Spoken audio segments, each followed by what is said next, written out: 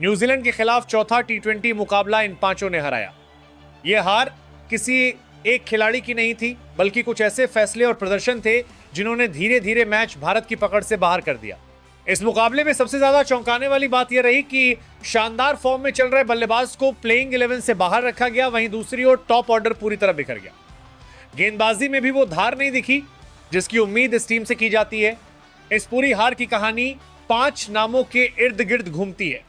ये वही 5 किरदार हैं जिनके फैसले या प्रदर्शन ने इस मैच का रुख पूरी तरह बदल दिया। 1, गौतम गंभीर।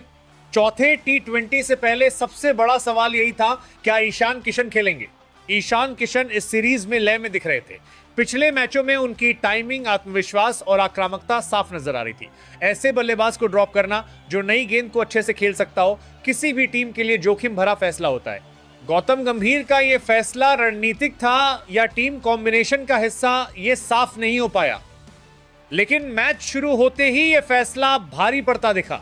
ईशान किशन जैसे खिलाड़ी का मतलब सिर्फ रन नहीं होता, बल्कि विपक्षी गेंदबाजों पर दबाव भी होता है। उनके न होने से न्यूजीलैंड के गेंदबाजों को पावर प्ले में खुलकर अटैक करने का मौका मिल गया। जब शुरुआती ओवरों में विकेट गिरने लगे, तब साफ दिखा कि एक ऐसा बल्लेबाज गायब है जो पारी को संभाल सकता था। यह कहना गलत नहीं होगा कि यह फैसला मैच शुरू होने से पहले ही भारत को बैकफुट पर ले गया। 2, अभिषेक शर्मा। टीम को जिस आक्रामक शुरुआत की उम्मीद थी, वो अभिषेक शर्मा से थी, लेकिन क्रिकेट कभी कभी सबसे बड़ी उम्मीद को ही सबसे पहले तोड़ देता है। पहली ही गेंदों में अभिषेक शर्मा का डक पर आउट होना भारत के लिए एक बड़ा मानसिक झटका था। पावर प्ले में एक विकेट गिरना सिर्फ स्कोर नहीं गिराता, बल्कि ड्रेसिंग रूम का माहौल भी बदल देता है। अभिषेक शर्मा का आउट होना इसलिए भी भारी पड़ा क्योंकि ईशान किशन टीम में नहीं थे। यानी एक झटके में भारत अपने 2 भरोसेमंद ओपनिंग विकल्पों से वंचित हो गया, एक बेंच पर और दूसरा पवेलियन में। न्यूजीलैंड के गेंदबाजों को इससे साफ संदेश मिल गया कि भारतीय बल्लेबाज दबाव में। इसके बाद हर ओवर में अटैकिंग फील्ड और टाइट लाइन देखने को मिली। 3, कप्तान सूर्य कुमार यादव। जब शुरुआती विकेट गिरते हैं, तब कप्तान से उम्मीद होती है कि वो पारी को संभाले। सूर्य कुमार यादव ऐसे खिलाड़ी हैं जिनसे मैच पलटने की क्षमता की उम्मीद की जाती है, लेकिन इस मुकाबले में उनका योगदान सिर्फ 8 गेंदों में 8 रन तक सिमट गया। यह आउट सिर्फ एक विकेट नहीं था, बल्कि टीम की रीढ़ टूटने जैसा था। सूर्य कुमार यादव का विकेट गिरते ही रन रेट और आत्मविश्वास दोनों पर असर पड़ा। उनके रहते न्यूजीलैंड के गेंदबाजों को हमेशा डर रहता है, लेकिन उनके जल्दी आउट होने से विपक्ष पूरी तरह हावी हो गया। कप्तानी दबाव, टीम की हालत और स्कोरबोर्ड, सब कुछ एक साथ सूर्य कुमार यादव पर था। शायद यही वजह रही कि वो अपनी स्वाभाविक बल्लेबाजी नहीं कर पाए। 4, हार्दिक पांड्या।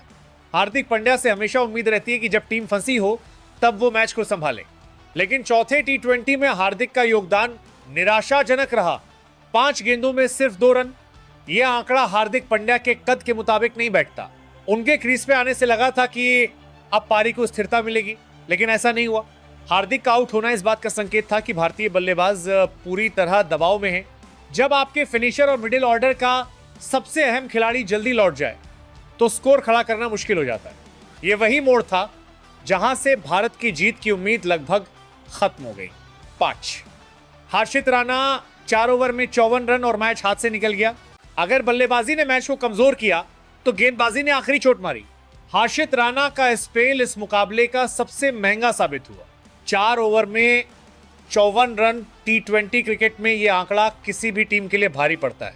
न्यूजीलैंड के बल्लेबाजों ने उन्हें निशाना बनाया और लगातार बाउंड्री निकाली।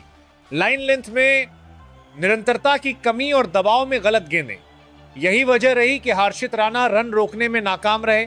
जब एक गेंदबाज इतने रन देता है, तो कप्तान की रणनीति भी टूटने लगती है। यह स्पेल भारत की हार पर आखिरी मुहर साबित हुआ। इस मैच को सिर्फ खिलाड़ियों की गलती कहना गलत होगा।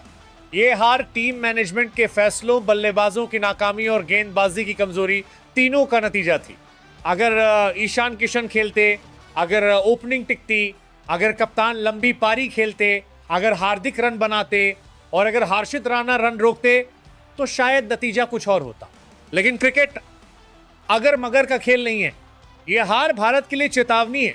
टीम को यह समझना होगा कि फॉर्म में चल रहे खिलाड़ियों को बाहर रखना कितना महंगा पड़ सकता है।